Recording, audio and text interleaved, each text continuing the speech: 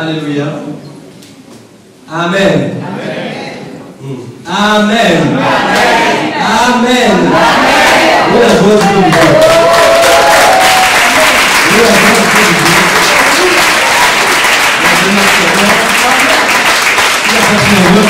Dieu. Je vais m'empêcher à foi. Alléluia. Est-ce que tu es dans la joie d'avoir le Seigneur dans ta vie? Ça, c'est la question que je pose ce soir. Amen. Ok, prends place. Amen. Que le Seigneur puisse nous aider. Le Seigneur puisse nous diriger. Alléluia. Avant toute chose, ce soir, afin que sa parole soit prêchée dans la vérité. Amen. Ok, bonsoir à tout le monde. Et puis la bienvenue s'il y a des gens qui nous visitent pour la première fois. Je ne crois pas qu'il y en ait ce soir. Je crois pas. Amen. Nous prions vraiment que le message puisse faire du bien à quelqu'un. Que la parole puisse tomber quelque part. Alléluia. Comment ça va, peuple de Dieu? Ça va bien? Oui, ça va. Amen. Malgré les épreuves, malgré les difficultés, est-ce que ça va? Je sais, il y en a qui n'ont peut-être pas d'épreuves et de difficultés. Je pense que peut-être il y en a qui n'en ont pas. Alléluia. Alléluia. Mais s'il y en a qui n'en ont pas, ils devraient être encore plus dans la joie que nous. Alléluia. Amen. Je vais prier. Amen. Seigneur, nous prions vraiment que tu puisses nous diriger ce soir. Je prie vraiment que ton esprit prenne le contrôle de ces moments. Que tout soit fait selon ta volonté. Que ta parole soit donnée, Père, ce soir. Seigneur, toi seul sais ce qui est bon de dire ce soir. Toi seul sais quel message ton peuple a besoin. Père, je prie que tu prennes vraiment tout le contrôle par ton esprit. Que tu dises à ton peuple ce que tu veux, Père. Que moi je sois en arrière, Père, afin que ton esprit soit devant moi. Dirige toutes choses, Père. Prends le contrôle, Seigneur. Rien n'est possible sans toi. Rien n'est possible sans la foi. Rien n'est possible sans ton esprit. Dirige-nous ce soir. Que ton peuple soit disposé pour entendre cette parole ce soir, pour la mettre en pratique et pour porter du fruit. Dans le nom puissant de Jésus-Christ, son Fils. Amen. Dieu le Dieu. Amen. Ok, le titre du message de ce soir, donc, c'est la révélation et les choix de Dieu sont faits pour les humbles. La révélation et les choix de Dieu sont faits pour les humbles. Est-ce que tu peux le dire avec moi? J'aime bien qu'on dise le texte, le titre. Alléluia. La révélation et les choix de Dieu sont faits pour les hommes. Et on va lire d'abord Matthieu 11, du verset 25 à 27. En ce temps-là, Jésus prit la parole et dit: Je te loue, Père, Seigneur du ciel et de la terre, de ceux que tu as caché ces choses aux sages et aux intelligents, et de ceux que tu les as révélés aux enfants. Oui, Père, je te loue de ce que tu l'as voulu ainsi. Toutes choses m'ont été données par mon Père, et personne ne connaît le Fils si ce n'est le Père. Personne non plus ne connaît le Père si ce n'est le Fils et celui à qui le Fils veut le révéler. Amen. Et nous allons lire aussi 1 Corinthiens 1, 17 à 31. Ce n'est pas pour baptiser que Christ m'a envoyé, c'est pour annoncer l'évangile, et cela sans la sagesse du langage, afin que la croix de Christ ne soit pas rendue vaine.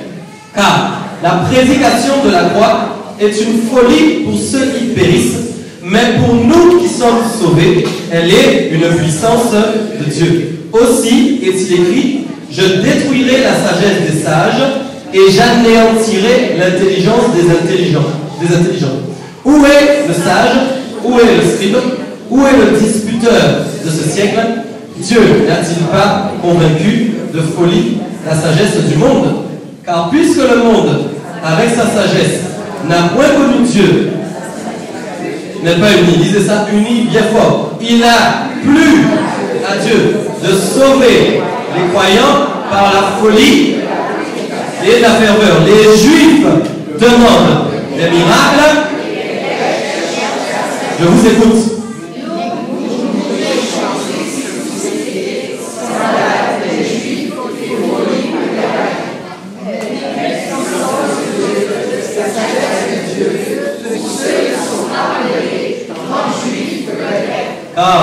folie de Dieu est plus sage que les hommes, et la faiblesse de Dieu est plus forte que les hommes. Considérez, allez-y. Il n'y a ni, je vous écoute, vous lisez bien.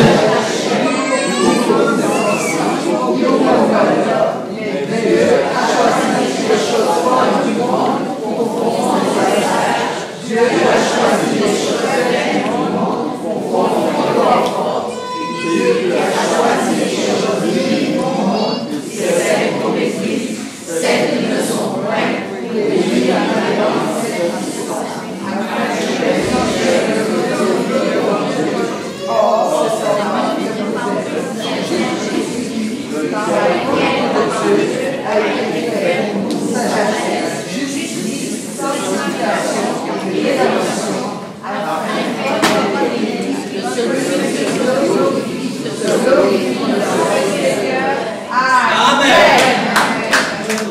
Donc, j'espère que nous lisons, mais nous comprenons aussi ce que nous lisons. Enfin, nous essayons de demander à l'Esprit de nous expliquer. Le titre du message, c'est La révélation et les choix de Dieu sont faits pour les hommes. Ok? Et cette année, l'année 2016, la vision de l'année 2016, c'était, rappelez-vous, révélation et choix de Dieu. Ok? Qui veut dire qu'il ne peut pas y avoir de choix de Dieu s'il n'y a pas de révélation pour ta vie. Ok? Il faut que le Seigneur se révèle à toi pour que tu obtiennes sa volonté et que tu saches ce que tu dois faire. Jusque-là, c'est clair pour tout le monde. Amen? Mais je veux parler en fait des conditions qui vont te permettre d'obtenir la révélation de Dieu pour ta vie. Amen. Parce qu'en fait, il y a des conditions pour obtenir les révélations de Dieu. Nous ne pouvons pas obtenir les révélations de Dieu n'importe comment, de n'importe quelle manière. Dieu ne va pas s'exprimer à nous forcément comme ça. Amen. Et le premier passage que nous avons lu en Matthieu 11, 25 à 27 est important, puisque Jésus a dit une parole qui est importante, qui est celle-ci. Je te loue, Seigneur, en fait. Amen. Père, Seigneur du ciel et de la terre, de ce que tu as caché ces choses aux sages et aux intelligents. Donc en fait, il est en train de donner une catégorie de personnes à qui la révélation n'est pas accordée. Ok? Ce qui est particulier dans cette parole, c'est qu'il dit quoi? Les sages et les intelligents n'ont pas accès à la révélation de Dieu. Mais on pourrait se dire, mais quand même, si quelqu'un est intelligent et sage, comment se fait-il qu'il n'obtienne pas la révélation de Dieu? Parce qu'en fait, il y a deux types d'intelligence et il y a deux types de sagesse, et que les deux types de sagesse et les deux types d'intelligence ne peuvent pas recevoir la révélation de Dieu. Il y a un seul type de sagesse et un seul type d'intelligence qui peut recevoir la révélation. Est-ce que tu es là avec moi? C'est pourquoi il dit, je te loue, Père, de ce que tu n'as pas révélé aux sages et intelligents. Et quand il dit les sages et les intelligents, il parle des sages et des intelligents de ce monde. Alléluia. Mais la chose qu'il faut comprendre, peuple de Dieu, c'est que vous arrivez d'où? Du monde. Et quand vous arrivez du monde, vous êtes vous aussi venus à Christ avec votre sagesse et avec votre intelligence. Et ça ne veut pas dire que parce que vous vous êtes baptisé, que forcément vous avez reçu la sagesse et l'intelligence de Dieu. C'est pas vrai du tout. Il y a des gens qui peuvent être chrétiens, mais qui pourtant marchent toujours avec leur intelligence et marchent toujours avec leur sagesse.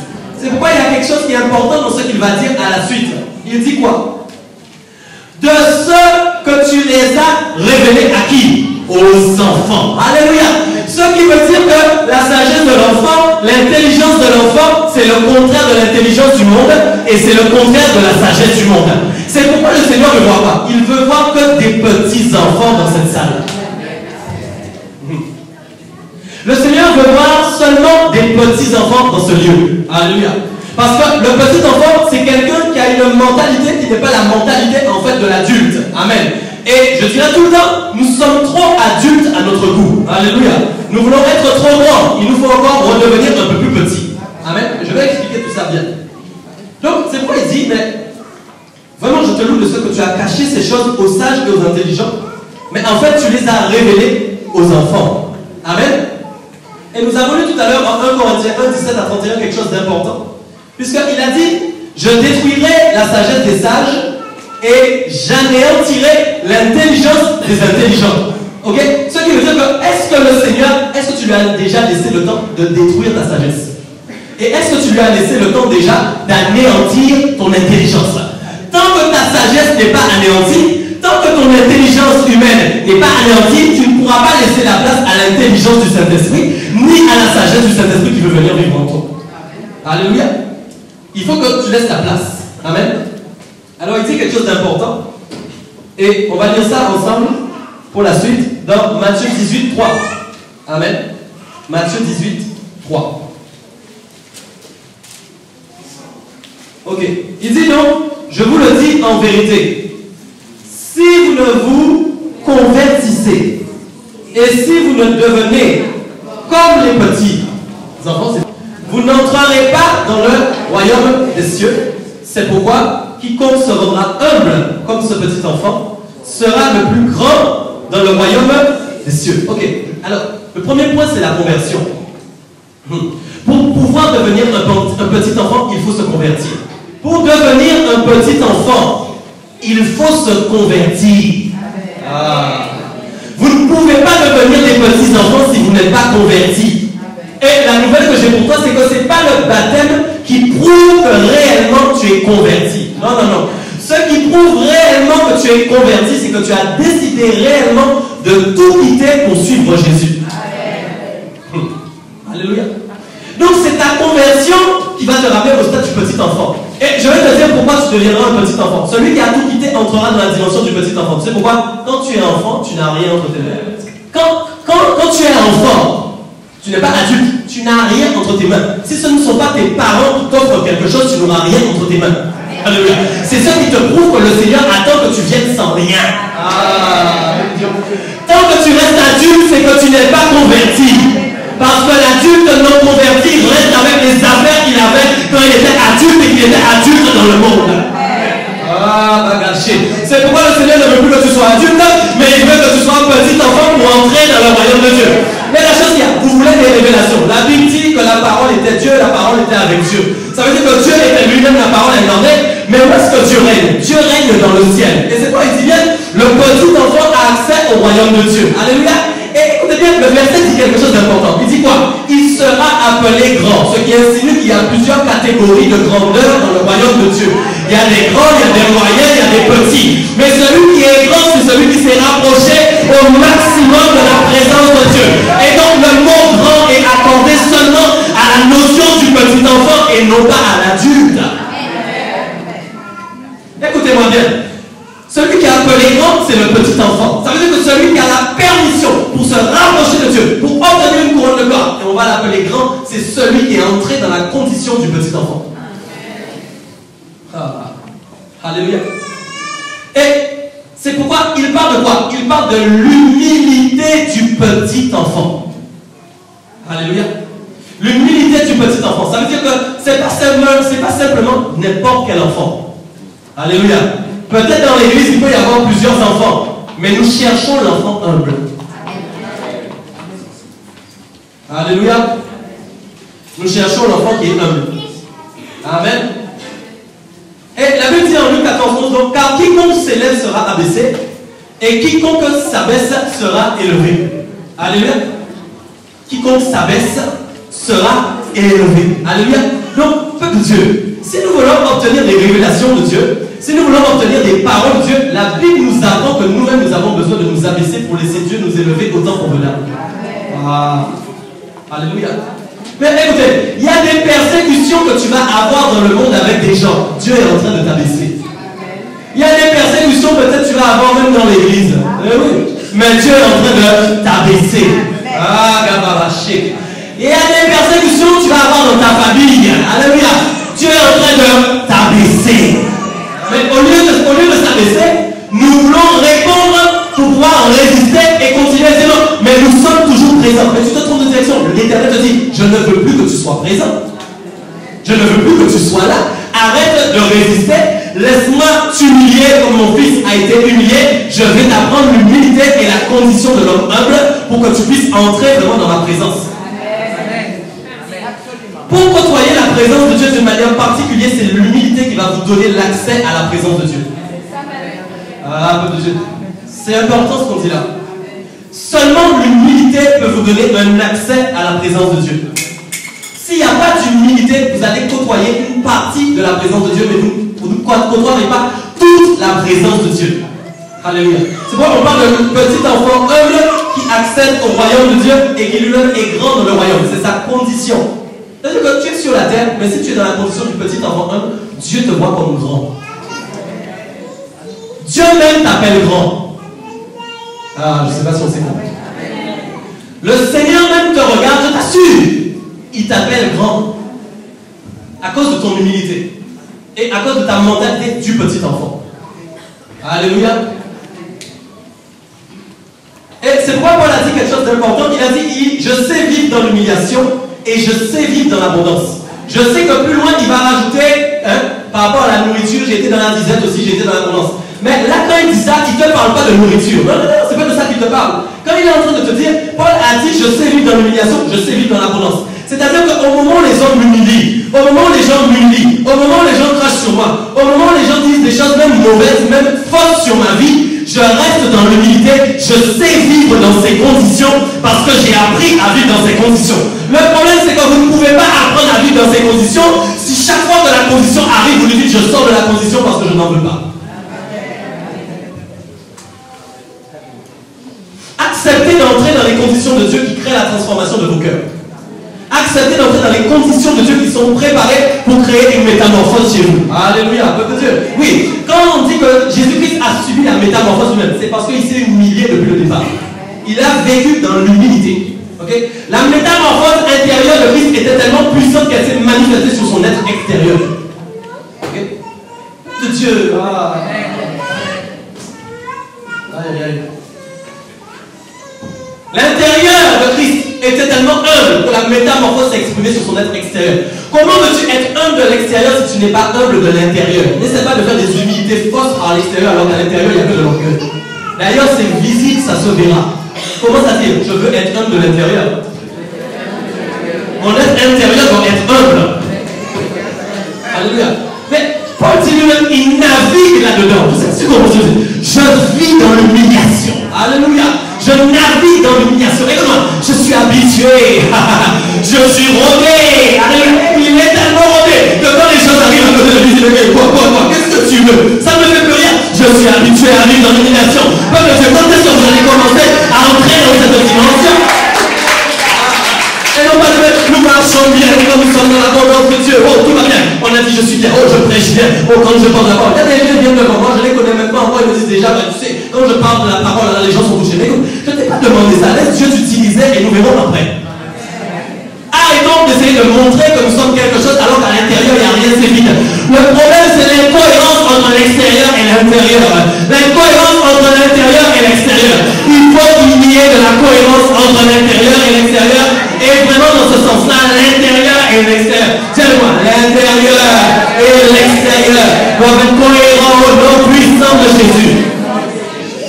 Peuple de Dieu, c'est la vérité. Le seul moment qu'il y a des espèces d'incohérences, vous essayez de montrer quelque chose extérieurement alors qu'à l'intérieur, c'est pas ça. Ça ne va pas durer. Ah! Soyez cohérents avec votre être intérieur d'abord. Ok? C'est ce que je vous disais au début. Quand je disais un pasteur et un homme, c'est ce que je voulais en venir avec vous. Je dois être cohérent avec mon être intérieur. Je ne peux pas vouloir vous montrer que je suis un surhomme, vous montrer que je suis fort, vous montrer que je suis ça, alors qu'à l'intérieur, j'ai mal. Je dois me montrer à vous comme je suis. Quand je suis fatigué, je dois vous le dire. Quand je souffre, je dois vous le dire. Quand je n'ai pas envie de pécher, je dois vous le dire. Quand je vous le fais là, quand je suis mécontent, je dois vous le dire. Peuple de Dieu, c'est ça la vérité. Et vous devez être dans cette cohérence aussi pour vos vies. Parce que si vous n'êtes pas cohérent comme ça dans vos vies, ça fait que vous êtes faux. Et aux yeux de Dieu, c'est une vraie mascarade. Et les mascarades avec Dieu, ça ne compte pas. Soyez vrais. N'essayez pas d'avoir des visages de faire semblant. Soyez vrais. Le Seigneur l'a dit tout à l'heure. Les hypocrisies, les faussetés, ça ne peut pas exister dans vos vies. Il y a des saluts qui sont en jeu à partir de ça des fois. Sur ces éléments-là, il peut y avoir des saluts qui sont en jeu. Vous ne pouvez pas jouer avec ça. Faites votre part. Faites ce qu'il y a à faire. Gabachaka. On comprend ou pas? 1 Pierre 5, 5 à 7. Je veux parler de ça aussi.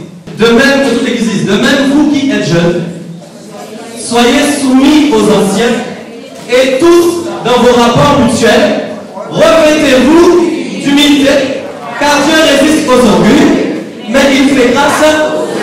Et écoute bien, le verset commence, vous qui êtes jeunes. Et il me semble que nous avons une église avec beaucoup de jeunes ici.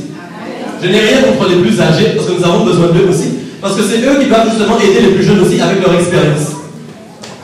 Amen. Mais ce verset me plaît beaucoup parce qu'il dit, mais vous qui êtes jeunes, soyez soumis à qui? Aux anciens. Ça tombe bien, il y a des pasteurs, il y a des anciens ici. Mais la suite est importante. Qu'est-ce qu'il dit?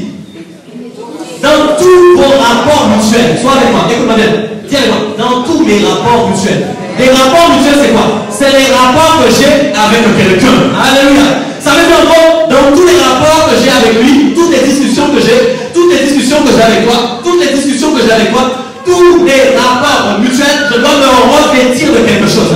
Ça veut dire que quand je viens te parler, je ne viens pas avec ma cravate. Quand je viens te parler, je ne viens pas avec ma ceinture. Parce que ça, c'est l'être extérieur.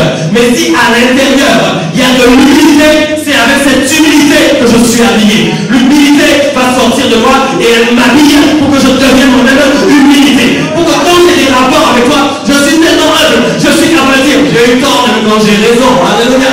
Oh, je suis prêt à m'humilier alors que ce n'est pas à moi de m'humilier. Alléluia. Je suis prêt à dire pardon alors que ce n'est pas à moi de dire pardon. Parce que je suis revêtu de l'humilité. Parce que l'humilité précède la gloire. Et que je veux plaire à Dieu. Que je veux que Dieu me conduise. Que je veux que Dieu me dirige. Je ne vais pas perdre la présence de Dieu pour des bêtises. Je ne vais pas perdre la présence de Dieu à cause de mon mauvais caractère. Je ne vais pas perdre la présence de Dieu à cause de ma mentalité. Je ne vais pas perdre la présence de Dieu à cause de mon orgueil. Nous devons bouger de Dieu. Dieu a un plan pour cette église, vous n'imaginez pas. Je pense que vous devez saisir ça. Le témoignage doit venir d'ici. C'est d'ici que doit venir le témoignage.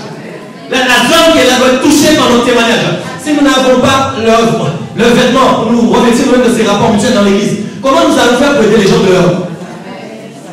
C'est beau d'aller évangéliser. C'est beau d'aller distribuer des tracts. C'est beau de parler aux gens. Mais si quand ils entrent là, ils acceptent le Seigneur, wow, gloire à Dieu, encore des conversions. Mais lorsque tu regardes, personne n'est revêtu d'humilité. Tout le monde arrive avec les rapports, mais pas des rapports de l'humilité. Non, des rapports de la chair. Comment on va faire pour aider les gens? Mais moi maintenant, j'ai changé ma manière de faire. Que tu sois content ou pas, je te dis ce que je pense. Mais ça, c'est clair et net. C'est pourquoi je reprends les gens maintenant au nom de Jésus. C'est plus le temps de rigoler, ok? Il faut que je vous dise réellement les choses concrètement. Vous pouvez dire après que c'est méchant, que c'est pas bon, mais ça c'est vous et votre chair, c'est vous et votre problème. Allez prier pour savoir ce que Dieu a besoin par rapport à la parole que le serviteur vous a dit. La Bible dit même les jeunes soyez soumis. Mais commencez à vous soumettre au pasteur, commencez à vous soumettre aux anciens d'une manière particulière. Écoutez-moi, si c'est écrit là et que vous ne le faites pas, c'est vous-même qui êtes en désobéissance avec Dieu. Vous n'êtes pas en désobéissance avec l'ancien, c'est avec Dieu que vous êtes en désobéissance. Alors si vous avez des soucis avec les pasteurs, si vous avez des soucis avec les anciens, vous avez intérêt à venir les régler parce que vous êtes en désobéissance. C'est la vérité ce que je vous dis. C'est sérieux. Ok? Arrêtons de prendre des parties de la parole de Dieu qui nous intéressent et laisser le reste à côté. Prenons toute la parole de Dieu pour mettre toute la parole de Dieu en pratique afin que notre vie soit réellement transformée. Alléluia. Amen. Père de Dieu, cette humilité-là, nous devons l'avoir. Quand nous prions tout à l'heure que le Seigneur nous dit, il y a de l'hypocrisie de la fausseté. C'est pas normal que le Seigneur donne ces paroles-là dans l'église. C'est pas normal que le Seigneur donne ce genre de paroles dans l'église. Non. En fait, quand nous entendons ces paroles, ça devrait nous révolter. Au lieu d'avoir des révoltes qui sont contre la parole de Dieu, ayons des révoltes qui sont contre le diable. C'est tellement facile de se révolter contre la parole, mais et comment nous faisons pour nous révolter contre le diable? Comment tu fais pour te révolter contre le diable si toi-même tu t'habitues à te révolter contre Dieu? Alléluia. Amen. J'espère que je parle à quelqu'un ce soir. Le verset 6 dit, humiliez-vous donc sous la puissante main de Dieu. Voilà la nouvelle. Ce que j'aime quand il prêche, c'est ça. Il donne toutes les explications. Il a en train de te dire, attends, humilie-toi aux pasteurs, aux anciens. Mais j'ai une mauvaise. Là, on va dire, il me dit de m'humilier à lui, mais pourquoi? Mais en fait, c'est ce qu'il dit derrière. Humilie-toi sous la main puissante de Dieu. Ça veut dire que quand tu t'humilies sous la main de l'ancien, je vais te prendre toi pour attendre moi, on dit ça c'est moi. Sous ta main à toi. Ok? Mais quand tu t'humilies sous sa main, en fait, tu es en train de t'humilier sous la main de Dieu. C'est la vérité. Ok? Pourquoi humiliez-vous donc sous la puissante main de Dieu? Afin de quoi? Ouais, que Dieu lis ça en toi. Afin de quoi? J'ai une nouvelle pour toi. Tu veux être élevé, commence par t'humilier. Mais les gens veulent l'élévation sans l'humiliation. Gabachaka. Les gens veulent l'élévation sans l'humiliation. Mais ça ne fonctionne pas. C'est pourquoi quand Dieu te travaille, pour que tu aies des épreuves, des périodes d'humiliation, et je te dis, tu dois te réjouir. Tu dois commencer à te réjouir. C'est pourquoi tu vas dire, wow, le Seigneur a un plan pour ma vie.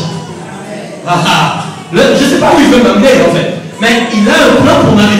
Vu les humiliations qu'il est en train de me faire, par lesquelles je suis en train de passer. Alléluia. Vu ce qu'il est en train de me demander. Il a un plan particulier pour moi. Acceptez les choses. Faites comme moi. Acceptez les choses. On dit des choses sur vous. Marchez avec le nom de Jésus. Marchez avec le nom de Jésus. Avec l'humilité. Alléluia. Merci encore de donner des paroles. Alléluia. Plus vous donnez des paroles, plus je suis content. Alléluia. Marchez comme ça, vous verrez. Il y a des gens qui viennent à l'église, ils déposent leur box devant la porte, et quand ils sortent, ils remettent leur box. Oh, je vous assure. Oui. Parce qu'ils ont leur box, une fois qu'ils ont quitté l'église, ils sont prêts à boxer les gens pour régler les choses. Non, dépose tes gants, dis à Dieu, je me couche par terre. J'accepte tout maintenant au nom de Jésus. Injustice, mensonge. C'est pas grave, j'accepte les choses. Alléluia. Et la Bible dit que le Seigneur vient d'abord juger son église. Même dans l'église, ça peut exister. Accepte. Tu crois que je vais te prêcher l'église le véritable, c'est l'église la plus parfaite où il n'y a personne qui fait rien? Non, je te le dis. À l'église. Là, tu es ok? Mais à l'église, c'est là que ça commence. Mais c'est là l'école. Pourquoi? Attendez. Nous voulons être hypocrites, je crois. Parce que quand nous étions à l'école, les gens étaient gentils. Quand nous étions en classe, c'est pourquoi il y avait des bandes et des copains, des gens que vous préfériez, avec qui vous préfériez être.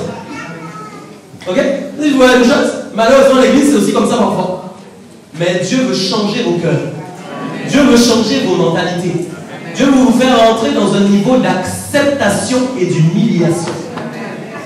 Hey, apprendre à accepter les choses, c'est apprendre à s'humilier. Vous savez, si je devais commencer à compter le nombre de fois où je me suis... je vous ai dit, c'est arrivé en vrai il n'y a pas longtemps. Je suis prêt à mettre mon genou à terre. Écoute-moi bien. J'ai rien fait. Je vous promets, je vous assure devant le Seigneur. Il n'y a pas longtemps, c'est la dernière fois que c'est arrivé. J'ai plié le genou. J'ai dit, ma soeur, j'ai pas compris, mais je te demande pardon. Et je vous assure, je n'avais rien fait. La soeur est partie joyeuse, elle était en paix. C'est tout ce qui compte pour moi. Mais pas de Dieu. Je vous dis, apprenez à vous humilier. Jésus a souffert injustement. On ne t'a pas dit qu'il a souffert justement. Il a souffert injustement. Mais ce que je peux te dire, c'est que si tu fais ce genre de choses, c'est pas maintenant. Il y a un temps que j'aime beaucoup. C'est une saison. Lorsque les gens sont confondus. J'aime cette saison. Ah, peu de Dieu. Vous devez comprendre le fonctionnement de votre Dieu. Ah, peu de Dieu. Quand les gens commencent à être confondus, quand vous faites cette action, le Seigneur voit votre action. Mais n'oubliez pas que la justice appartient à Dieu, ne vous appartient pas à vous. Donc ça veut dire qu'à un moment, du fait que vous avez fait une action qui est en rapport, c'est-à-dire qui est en accord, pardon, avec la parole de Dieu, Dieu l'a vu. Et Dieu dit, vous savez qu'est-ce qu'il se dit là-haut? Je ferai justice en mon temps. Et un jour, ne soyez pas étonnés de voir la même personne venir. Tu sais, ce jour où tu m'as demandé pardon, j'étais dans l'erreur. Je te demande pardon. C'est ça Dieu. Vous devez vous confier en sa sagesse à lui et en sa justice à lui. Ça va vous apprendre l'humilité. Amen. Alléluia. Sans humilité, il n'y a pas de grâce. Et sans grâce, il n'y a pas de conversion. Écoute-moi bien. La grâce de Dieu, vous la voulez, mais il faut qu'il y ait l'humilité.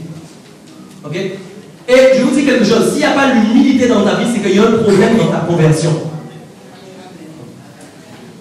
Mais une des premières paroles que le Seigneur a dit aux disciples, c'était de tout quitter. Parce qu'il voulait lui-même les récupérer et les emmener lui-même au stade de petits enfants. Quand il leur dit quitter tout, c'est quitter votre statut d'homme, quitter vos statuts sociaux, quitter tout ce que vous avez, devenez des petits enfants. Ok? Donc ça veut dire que, écoute-moi bien, il faut réellement qu'il y ait eu une réelle repentance pour apprendre l'humilité. Peuple de Dieu. Quand quelqu'un se repent réellement de tout son cœur, c'est que cette personne a vraiment compris que sa vie doit changer. Écoutez, cette personne a réellement compris que tout ce qu'elle avait jusqu'au jour où Jésus est venu ne compte plus pour elle. C'est ça qui va conduire quelqu'un vers l'humilité. C'est ça qui va donner à quelqu'un l'envie d'accepter des humiliations. Alléluia.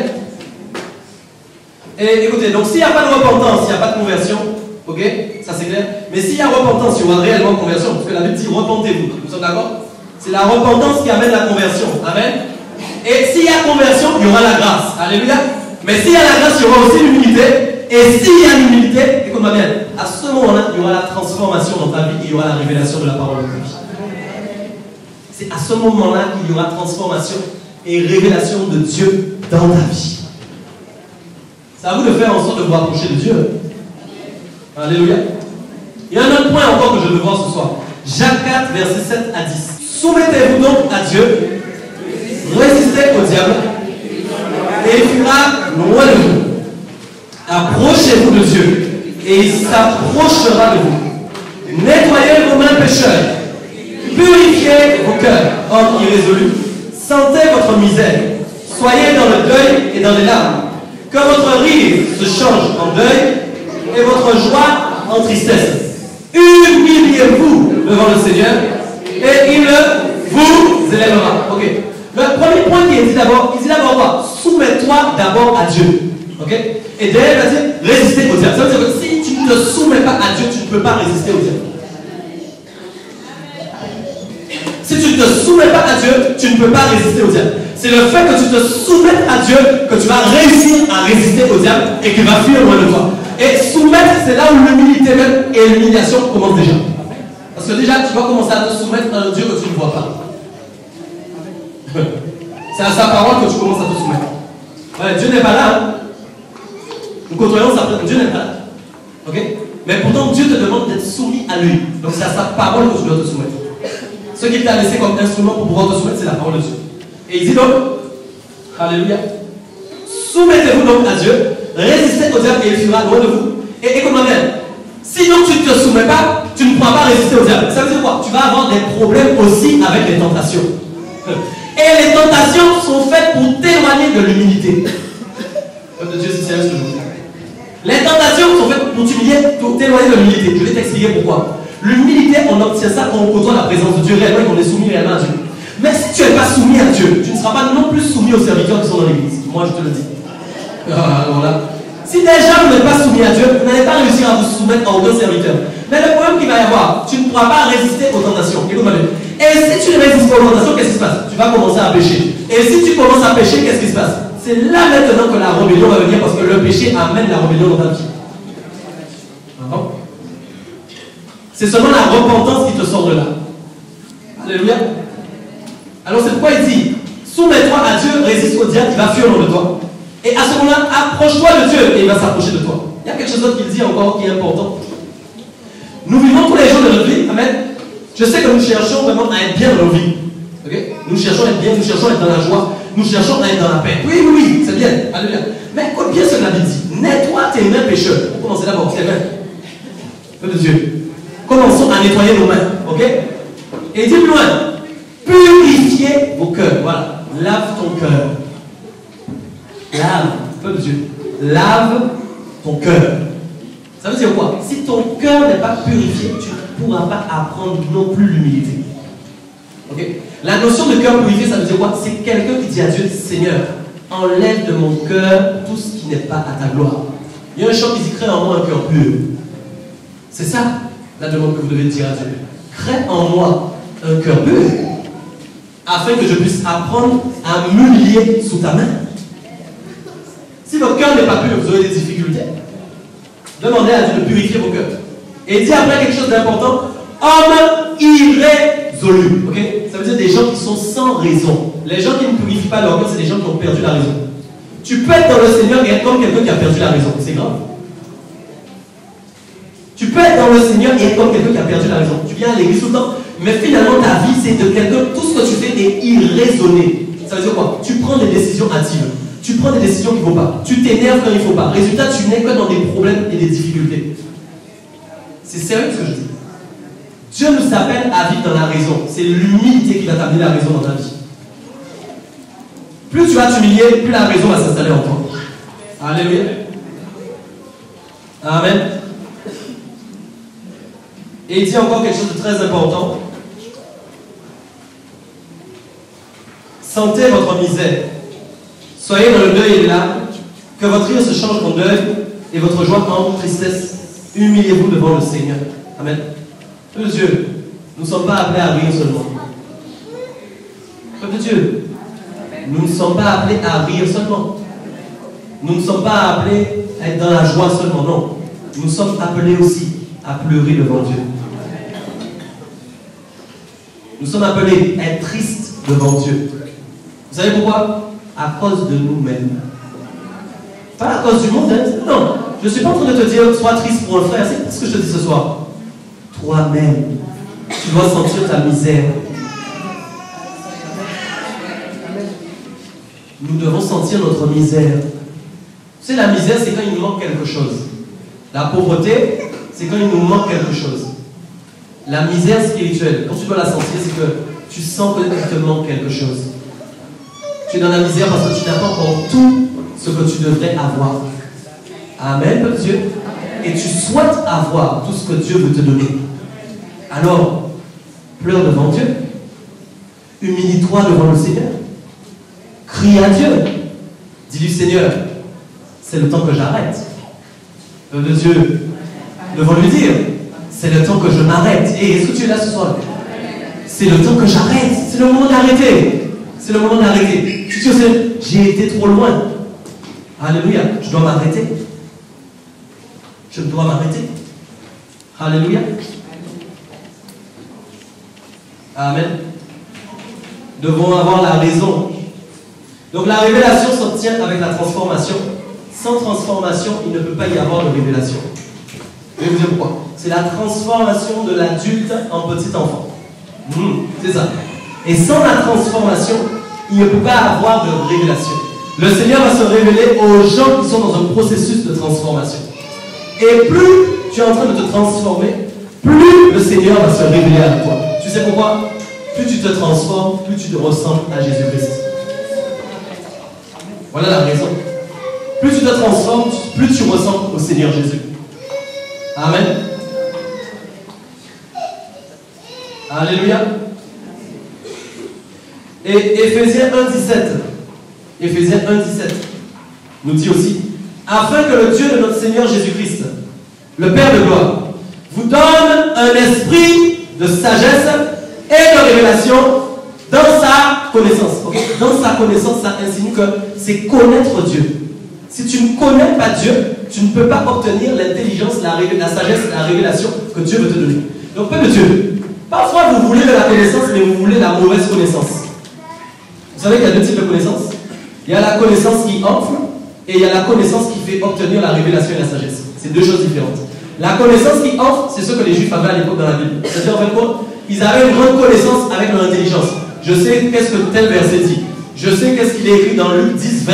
Je connais toutes ces choses, oui. Mais en fin de compte, il n'y a aucune révélation en toi et il n'y a aucune sagesse en toi. Quand tu agis, on ne voit pas la sagesse de Dieu. Pourtant, tu connais plein de versets. Tu peux connaître plein de versets, mais quand on te regarde, il n'y a aucune sagesse en toi. Okay?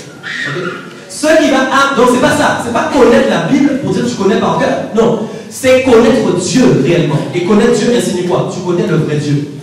Celui qui connaît Dieu, c'est celui qui a commencé à accepter le travail que Dieu a commencé à faire dans sa vie. Hein? Qu'il se sente bien ou qu'il se sente mal. Qu'il ait l'impression que ce soit bon ou qu'il ait l'impression que ce soit mauvais. Il accepte le travail que Dieu est en train de faire. Il s'unit sous sa main. Alléluia. Et du fait qu'il commence à accepter le travail que Dieu est en train de faire dans sa vie, le Seigneur va commencer à lui montrer qui il est. Oh. Job lui-même a dit, maintenant je te connais. Alors qu'il avait l'impression de connaître Dieu depuis longtemps. Après quoi? L'humiliation. Après l'humiliation. C'est l'humiliation qu'il a connue à connaître Dieu. Et c'est dans sa connaissance qu'on obtient la sagesse et la révélation. Alléluia. Amen. Alléluia. Je vais finir sur le dernier passage. Oui, il y a une chose qu'il faut que je vois avec vous. 1 Corinthiens 1, verset 26. Ok, lisons. Considérez, frères, que parmi vous qui avez été appelés, il n'y a ni beaucoup de sages selon la chair, ni beaucoup de puissants, ni beaucoup de nobles, mais Dieu a choisi les choses folles du monde pour confondre les sages. Dieu a choisi les choses faibles du monde pour confondre les fortes. J'ai une nouvelle pour toi. La Bible dit, mais considère-toi qui est là ce soir. Tu as été appelé par le Seigneur. Et la Bible te dit encore, parmi vous, écoutez bien, il n'y a pas de sages selon la chair, il n'y a pas beaucoup de puissants, il n'y a pas beaucoup de nobles, mais quoi? Dieu a choisi les faibles, c'est-à-dire vous. Alléluia. Donc n'essaye pas de devenir fort avec ta force humaine, parce que non, Dieu te veut faible pour se glorifier en toi, parce que c'est dans ta faiblesse qu'il va créer lui-même sa force, qui va commencer à s'installer en toi. N'essayez pas de changer pour devenir puissant, puisque Dieu veut vous faire. Parfois nous allons dans des mauvaises directions. Nous voulons être forts par vous-même, être puissants dans certaines choses, alors que Dieu vous veut faible. Afin de se glorifier dans vos vies. Il vous veut dans votre faiblesse. Oui. Il vous veut dans votre difficulté. Vous savez pourquoi? Parce que nous n'arrivons pas parfois à comprendre ce langage et cette manière de faire de Dieu. Et c'est là où Dieu nous dit, vous n'êtes pas comme moi, vous ne pensez pas comme moi. Alléluia. C'est pourquoi ça s'appelle une folie pour les hommes. Amen. Ce que nous appelons folie, amen, les gens du monde l'appellent sagesse. Et ce que nous appelons sagesse, les gens du monde l'appellent folie. Mais oui, si les gens vont en boîte de nuit et font les 400 coups, tu leur dis vous êtes fous, ils vont dire non, pourquoi? Mais si tu leur parles de Jésus-Christ, ils vont dire mais vous êtes faux. Et c'est la vérité. Donc c'est pourquoi vous-même, peuple de Dieu, mais c'est la vérité. Nous n'avons pas le même langage que le monde. Nous sommes différents. Notre sagesse n'a rien à voir avec la sagesse des gens, des hommes. Quand les hommes disent qu'ils sont sages, ça n'a rien à voir avec la sagesse que nous proclamons ici. Ça n'a rien à voir. C'est une sagesse qui est contraire à la sagesse de Dieu. Et nous voulons utiliser la sagesse qui est contraire à la sagesse du monde. Alléluia. On doit t'appeler fou.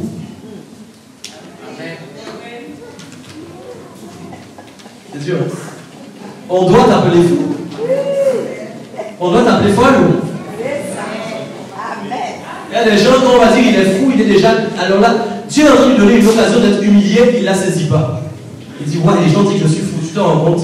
Ah ouais, je vais arrêter de venir à l'église. Je vous assure, ça se fait en réel. Ça se fait en réel. Alors là, je suis sûr. Mais quand on te dit tu es fou, mais tu dis merci, tu es en train de saisir l'occasion pour moi que je puisse m'humilier. Gloire à Dieu pour ce que tu es en train de faire. Je suis un fou de Dieu.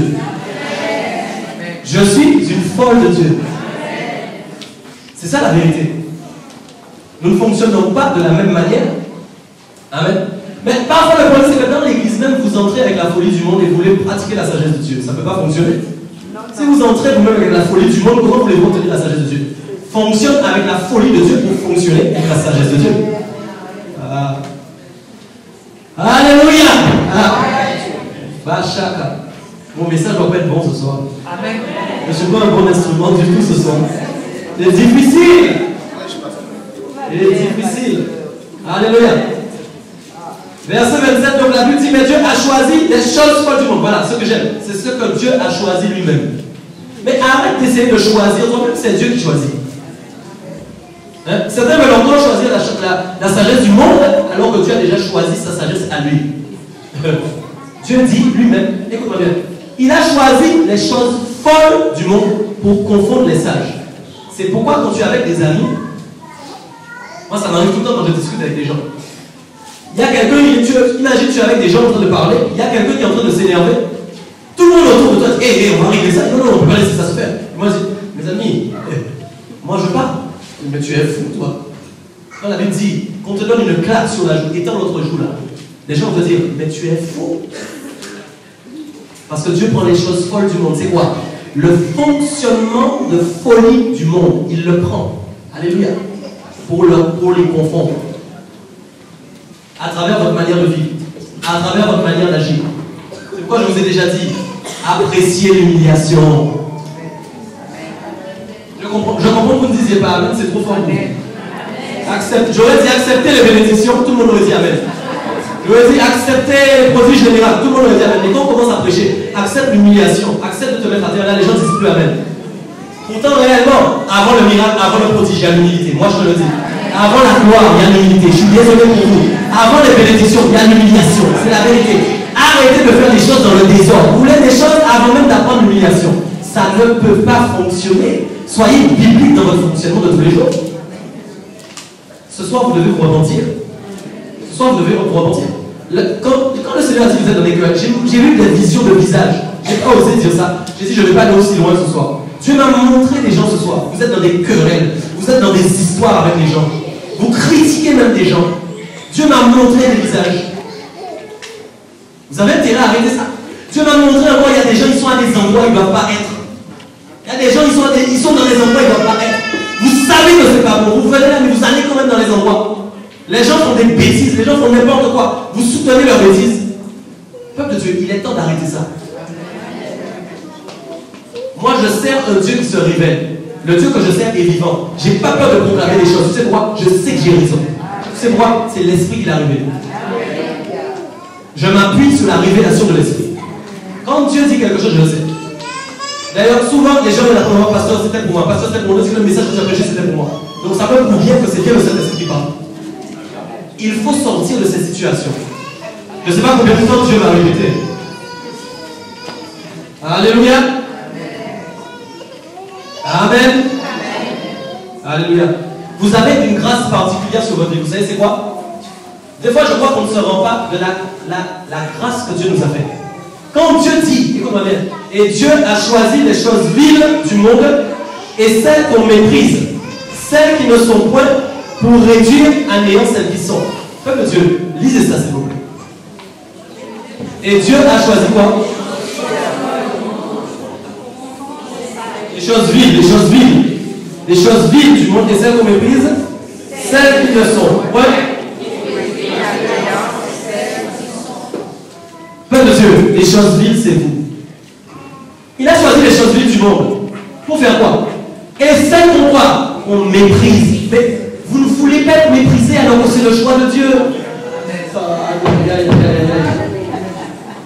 Vous ne voulez pas, on vous méprise, vous êtes embêté. Quand on vous méprise, vous voulez vous battre. Quand on vous méprise, vous voulez faire justice. Alors que c'est le choix de Dieu. Dieu t'a choisi dans le fait que tu es méprisé. Mais toi, tu veux sortir du mépris en te faisant justice toi-même. Toi-même, tu t'écartes du plan de Dieu, de la volonté de Dieu pour ta vie. C'est les choses viles, les gens méprisés qu'on a choisis. Alléluia. Et il dit après, celles qui ne sont point, pour faire quoi? Pour réduire à néant celles qui sont. C'est-à-dire que la force que Dieu vous donne, écoutez-moi bien, quand il vous choisit méprisé, quand il vous choisit dans une condition vile, c'est parce qu'il s'attend à vous utiliser pour réduire à néant tout ce qui est dans le monde au nom de Jésus. C'est vous que Dieu va utiliser. Mais si vous n'êtes pas comme Dieu veut, si vous-même vous essayez d'être fort, si vous-même vous essayez d'être puissant par votre force, où est-ce que Dieu va vous utiliser? Tu es dans un match de boxe avec des hommes, alors que Dieu veut que tu sortes de ce ring-là pour entrer dans le ring avec le Saint-Esprit. Dans ce ring-là, il n'y a pas de gants de boxe. Dans ce ring-là, il y a le chaos. Je suis chaos tout le temps à chaque ring. Ouais, les gens rigolent. Bizarre, moi je tiens aucun ring. Dès qu'on me frappe, je suis chaos. Mais par contre, quand Dieu va se lever, quand Dieu va se lever, que tu es gant, que tu es arbitre, que tu es sol, que tu es tout ce que tu veux, j'ai la victoire. J'ai la victoire.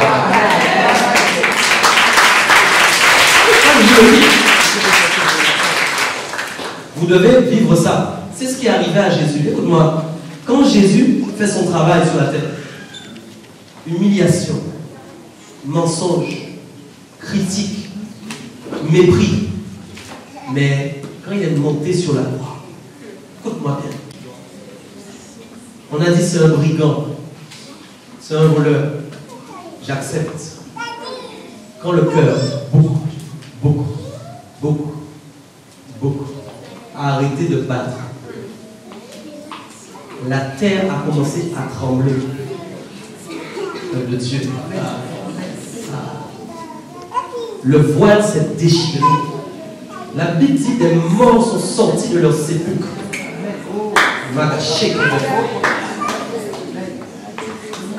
Dieu est venu confondre à ce moment-là. À cause de l'humilité. À cause de l'humiliation. Oh, chacun. Dieu s'est levé. Et ils ont été tous obligés de dire, effectivement, cet homme était le Fils de Dieu.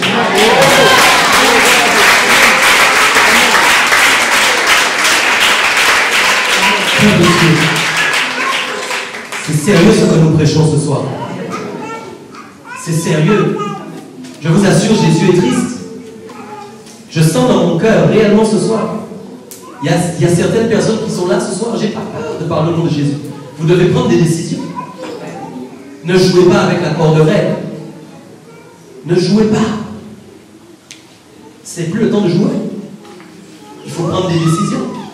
Peuple de Dieu, retournez de vos mauvaises voies. Marchez dans l'intégrité. Ne venez pas à l'église comme ça. Non, non, non, non. Venez pour les bonnes raisons. Vous voulez grandir. Vous voulez avancer. Alléluia. Amen. Alléluia. Amen. Alors acclame ton Dieu.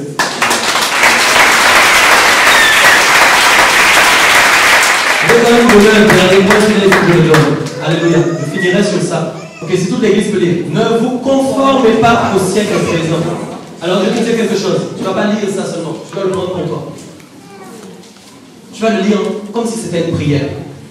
Ne vous conformez pas au siècle présent, mais soyez transformés par le renouvellement de l'intelligence, afin que vous discerniez quelle est la volonté de Dieu, ce qui est bon, agréable et parfait.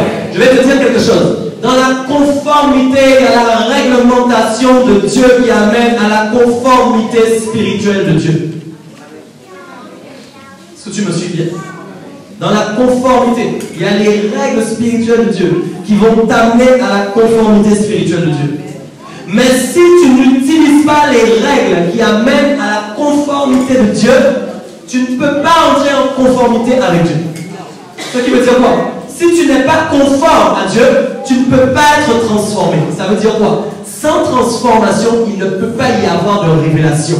Parce que c'est la transformation qui amène la révélation, puisque la révélation, c'est le discernement que Dieu te donne pour faire les bons choix. Amen.